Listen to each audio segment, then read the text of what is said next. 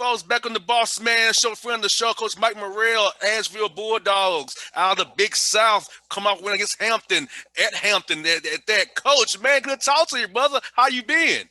Hey, man, I've been good, man. It's good to see you again. Yes, indeed. Yes, indeed, Coach. I tell you what, man, it's been a great year, with guys playing hard like crazy because all this COVID stuff, man, getting the win is more than getting the win it was last year, man. To have 5 wins in this year, man, knowing what's been going on, got to be feeling good for you and your staff and your players. Yeah, I am. We're 4-2 in the league right now. So we're off to a pretty good start in the league, which at our level, that's really the most important thing. We've been fortunate, man, because we've had the opportunity to play 11 games so far. Yes, sir. And like I tell our guys, man, every chance we get to get on the floor, step on the floor this year, we're going to be really grateful and appreciative of it. Because as you know, with as many coaches as you talk to, man, there's a lot of sacrifice from these players and assistant coaches and trainers and everybody this year to get a season.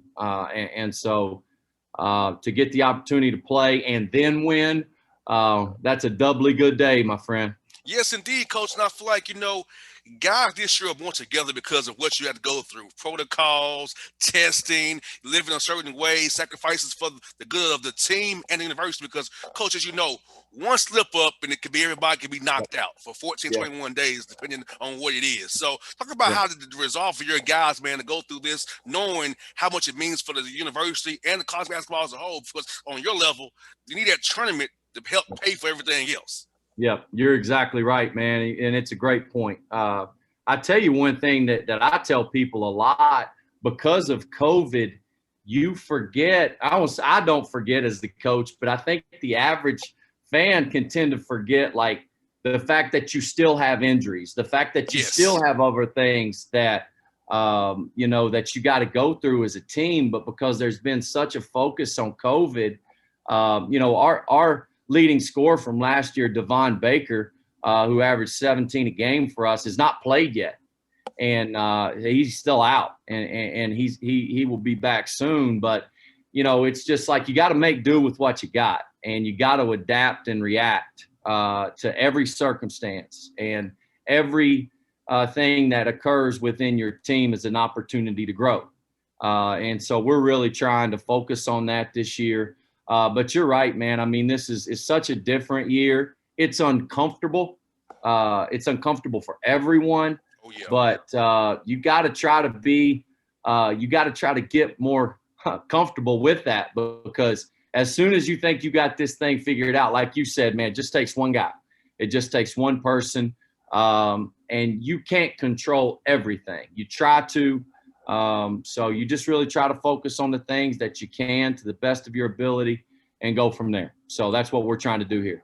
And, Coach, like for me, I have insurance, of course. I've had to be like, father figure, brother, mentor, psychiatrist, counselor, all in one. I know for you the same thing, having young kids. So I'm 33 years old. They're 18 to 21 on my insurance. I'm having to teach them about life and be more than what I usually would be to them, more than just their boss or getting them a grade or getting my donuts and coffee, right? So I have actually spending more time. It's made me a better man, better leader, and a better boyfriend because of COVID. To me, it's made me a better person, Coach. I don't know how you feel about it. For me, it's made me have me go outside of myself and grow and be better for my staff, everybody around me. Yeah, no, I couldn't agree more. Again, I think I told somebody the other day, Coach Smart, I worked for Shaka Smart for 8 years, and Coach used to always say, one of his favorite quotes was, the opposite of appreciation is entitlement. And I tell my player, like, any entitlement that I sniff out this year, like, we're not dealing with that. Like, we got too much other stuff that we got to deal with to have to deal with somebody who might not be appreciative of something. I think it's a good lesson for us all, man. I think there's so much to learn about ourselves because, in COVID, as coaches, everything that we're asking our players to do really outside of practice and games is against everything we preach as a coach. Mm-hmm. Stay away from each other, socially distance, don't be around each other. Watch who you're with. Like, that's against everything we preach as coaches. You want your players to bond. You want to, well, again, that's uncomfortable. But this year, it just is the new normal. But hopefully, that new normal will cease to exist at some point. I got you. Let me ask you this, Coach. Just about the March. My birthday is March 11th, Coach, and I was at the Hawks Knicks game, and of course they got suspended. Right, the next day, March 12th, everything got shut down, and it was like everything. So how was it for you and your stuff going from March having seniors who you couldn't hug and tell bye, guys who you loved and cared about? You never had that team, same team again because of having to go home and leave that environment of Asheville and be in our own environments. How's that for you and your staff and your players, man? That whole March situation when COVID kind of first hit. It was anxious, man. We actually got a chance to play in our conference tournament, and but we were going to play in one of the postseason tournaments after that. And so, there were a lot of decisions within that first 7-10 days because we didn't know how long this was going to last, to what effect it was going to have. And I don't think anybody would imagine that by the next season, we'd still be dealing with it at that point in time. So you worry, man, what are my guys doing at home? How are they doing? Academically, they've never done anything like this. We've never done remote learning. You have online classes, but that's different. You're talking about a guy being at home, taking classes, without having an opportunity to go to study hall, without having the opportunity to have tutors and things of that nature. And I'm telling you, man, it was always something that you were worried about. But, thankfully, we got our players back about midsummer. But I've also, I've never went that long without seeing the players. And it was almost 4.5, 5 months for some guys before we saw them again. So I tell you, man, it was something. But again, I think it was another opportunity, like we talked about, to grow. You learn that you don't always have to get together and meet Zooms. And, we did a couple things where we bought the team a book. We did some things that we needed to do to stay connected when we weren't together. Most definitely, Coach. And how was that? With summer going on, all the unrest in our country with the pandemic. So how do you use Zoom to kind of keep your guys and kind of keep them enlightened and help let them share their backgrounds with you more than you already knew? They already know some stuff about your players. And how is that? I feel like a lot of coaches have told me that during the summer, those Zooms kind of brought their guys close together, telling them their backgrounds and helping them understand their players even more than they already knew their players. So how is it for you and your staff and your players getting closer to someone over the Zoom, talking about everything going on in our country? Yeah, I think what it did is it just made us stop and say, what, it's this stuff ain't all about ball, man. And this is not the most important thing. It's really important, and a lot of these guys, it's given them an opportunity to get an education for free. But it provokes some conversations as a head coach. You're 33, I'm 38. Usually when I'm on a radio show, I'm the young guy. So this is for me, man. But, I found it I learned a lot about my players that if some of COVID, if some of the injustice around the country would not have occurred, that maybe we wouldn't have known. And I think for us here at Asheville, I know, again, we took it as an opportunity to grow. And most times in the summer, man, they come in and lift and get a workout. Yeah. Not this summer. Spent a lot more time, just calling guys. Hey, how are you doing? Like, what's going on with you, man? Like, how are you doing? Yes. Well, I'm good. No, I need more than I'm good. Like, I'm good's not enough. Like, how are you doing? And so over time, it was something that it was a learning experience, but it was good to get them back in person. Now, Coach, I'll say for me personally, I kind of knew, but I didn't know how much my show meant to people because people emailed me saying, JR, I thank you for your show and your outlook and keeping up and giving me something to do outside of COVID because, Coach, I host a show, but I don't think about how the impact it has on people. The guys, talking to guys like yourself and Coach Ballard, people who worked around Coach Smart. It's funny how people say all the time, you really helped me through COVID because, Coach, for me, I'm doing service for you guys, man, giving you all a voice. But to see people how the show really helped people get through a bad time, man, it touched me because honestly, Coach, I didn't really realize how much the show meant to people until this year. Well, hey, it's a reminder for us all, man. And I think, I grew up about an hour away from Asheville, and when I came here from the University of Texas, and Jeremy Ballard and I worked together. Jeremy's my best friend in coaching, and we worked together for 3 years at VCU, and he knows this. Like, a guy who's like my father is an out. He can't come to games right now, and you forget like how special that can be.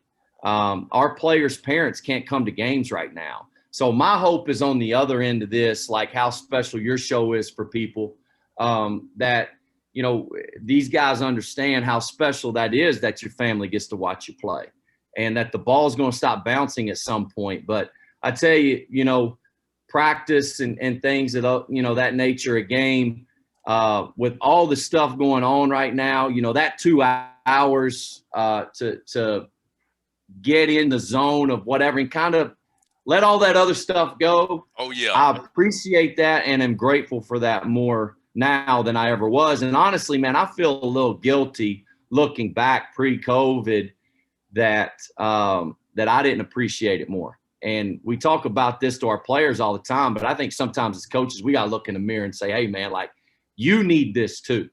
And you need a reminder of how special this is. You got that right, Coach. And I told myself going forward, I'm going to be better about realizing the work I'm doing because, I'm serving a lot of people. And now I realize that now I'm a servant in this role as well. It's not about the Bossman show or JR, whatever. It's about serving the people from Chattanooga to Macon who's listening to this show on a weekly basis and helping you guys get a platform because guys don't cover your teams unless something bad happens typically or you win a tournament, And I want to give you guys a voice because it's a lot of great coaches, great stories that don't get heard because you're not a Power 5 school. That's why I use this show to give you all this voice because I feel like so many great stories in the Big South or the SoCon or the A10 they don't get told because you're not the Power 5. And I want to give you all that voice in this big market of Atlanta, Georgia. Yep. Yeah, no, I agree with you, man, and especially down your way. And we played at Chattanooga this year. They were undefeated for a large majority, and we had a great game with those guys. But you're right, man. The Big South, the Southern Conference, the Atlantic Sun, there's some special things that happen at our level. And, I was at VCU from 2011 to 2015 before we went to Texas. And it doesn't always have to be the Power 5s, man. Some really good players across the country. Like you said, some really good coaches. There's coaches in our league, man, that take a backseat to nobody. And it's we're really thankful for your show and the opportunity to help our programs and our leagues. And you got one tomorrow night, Coach Barkley, man, ready to ball. He's an old head in the SoCon, Charles Southern, man. Tell us about that doubleheader you got coming up tomorrow and Friday, man, at your place, man. Yeah. I worked for Coach Radebaugh for a year, and I'm really grateful for him. And we had 2 really good games with those guys last year. And so I know it'll be 2 more good ones here. We've been on the road for 6 straight games, man. I've never done that in my life at any level, high school, middle school, anything. So we're really thankful to get back in our own arena. Charleston Southern is an extremely talented team led by Flanders Fleming, who's the preseason player of the year in our league, actually, and from Georgia, and is an extremely talented player. He kind of leads their squad. So we've got our hands full, man. And, again, like you say, like if you can find a way to get a win, it should count twice. Yes, indeed. We'll tip it up tomorrow at 4:00. Hope for the best and excited to play. Now, how's it been playing these back-to-backs, man? I know you split with Hampton this weekend, man. So how is that when you kind of coach against this guy back-to-back? So how's night 2 when guys' legs are maybe going down, and do you throw in a little bit more wrinkles here and there on night 2 than you did night 1? How has that been for you, that chess match there? Yeah, we've had 3 of those. And the first series we swept High Point. And we had an overtime game in the second game. The next series, we won the first night, lost the second night. And then with Hampton, we lost on a foul at the end of the game, and they made 2 free throws to beat us by 2. And then we had to respond from that, and we're able to respond and get a win the next day. So we've kind of had it all happen in the first 3 series. It's exhausting, but it's the safest way, in my opinion, for us to play. And also at our level, do it in a way that really, I think it really helps our budgets as well. You know, we go on the road, or you get 2 games at home. You play 2 games in 24 hours. It helps with the testing. And it's just the best way and the safest way, which is the most important thing, to play as many games as we possibly can. So we've played 6 league games so far. I think 4 or 5 teams in our league have played 8. So we're mid-January and already have that many games in. And so, you know, I'm thankful for that. Again, it's not comfortable, but it's the best way, in my opinion, for our league to get the most games in and give these guys what they deserve, which is a season. But we got to do it the safest way possible. Is that something you want to see next year, maybe? A little bit of that, because like I said, save you on the budget. Okay, I got you. Because, you know, I was like, some guys say they want it, some don't. Let me ask you, do you want it to stay or you don't? Because I'm like, man, I don't know about that. These back-to-backs, like as a coach, you're exhausted. Like at the end of that second game, you just want to like lay in the floor. I mean, and it's exhausting, but I tell you what, you learn a lot about your team. You learn a lot about yourself, their ability to respond. Like I was so proud of our team this past weekend. You know, again, we lost a really tough game the first night, had to turn around and play the very next day at 1:00. And we played well. And a lot of that was due to we were very aggressive, which is what we do on both ends of the floor. So I've really found like the more simple, the better. And just go out there and try to be the aggressors for as long as you can. But no, I would like to go back to the Wednesday, Saturday, Thursday, Saturday type of deal. But I'm not complaining. I'm appreciative. No entitlement for this guy, my man. Hey, Coach, I'll tell our guys all the time. Look at the Atlanta Hawks, team I cover the most. Like, okay, we beat the Knicks. Big time beat the Knicks. Come back the next night against Cleveland, hit a wall in the third quarter and lose the game, blow a 15-point lead. So if that happens to a professional basketball team, the Atlanta Hawks, I can know what happened to a college kids who are not built like they are. So I feel like you do, Coach. Split those games, let the guys recover so they can be good on Saturday or Thursday, Saturday, so not back-to-back. That second night, man, you're asking for an injury. If you to be honest with you, because guys are tired and dragging and trying to push through it, and they might push too hard. That push before, and something bad can happen. But I'm glad it's happening for you guys this year, though. Yeah, that recovery part is really important. Speaking of the Hawks, they got my favorite player in the NBA, man. Favorite by far, not even close. Travion Graham. Yes, TG. You know, hey, this is in his Hornets jersey. Travion Graham right here on my desk, man. My favorite player ever. TG. I was fortunate enough to coach him for 4 years at VCU and have absolutely nothing to do with him being in the NBA. Hey, I'll tell him that. Well, I tell you, man, I'm gonna tell him that. I'm talking about talk to you as well. Oh man, his mom Trina, man. There's no secret why that guy's in the NBA. He's the best, man. He's the best. So. Huge Hawks fan here. Last one for you, Coach. This. What was your quarantine hobby? Mine was playing the guitar and walking around the neighborhood here. What was your quarantine hobby this year, man? Yeah, I bought a bike and I started riding my bike a lot. Gotcha. Yeah, I hadn't rode a bike. Well, I couldn't walk for the first 3 or 4 days. But I did. I went to Target right before everything shut down. Bought a helmet. Bought a bike. Everybody's like, "What kind of bike you?" I don't know what kind it is, kind of with 2 wheels that you got to pedal to go anywhere. And, Asheville, man, we got the hills. Oh, yes, the gorge. So, I know. It's not Yeah, fun, yeah, man. Nighttime. yeah. No, no. Hey, listen, I'm trying to find a way to go downhill both ways, but I ain't found it yet. So, Yes. you know, but that was my hobby, man. I would ride the bike. I'd ride it to campus.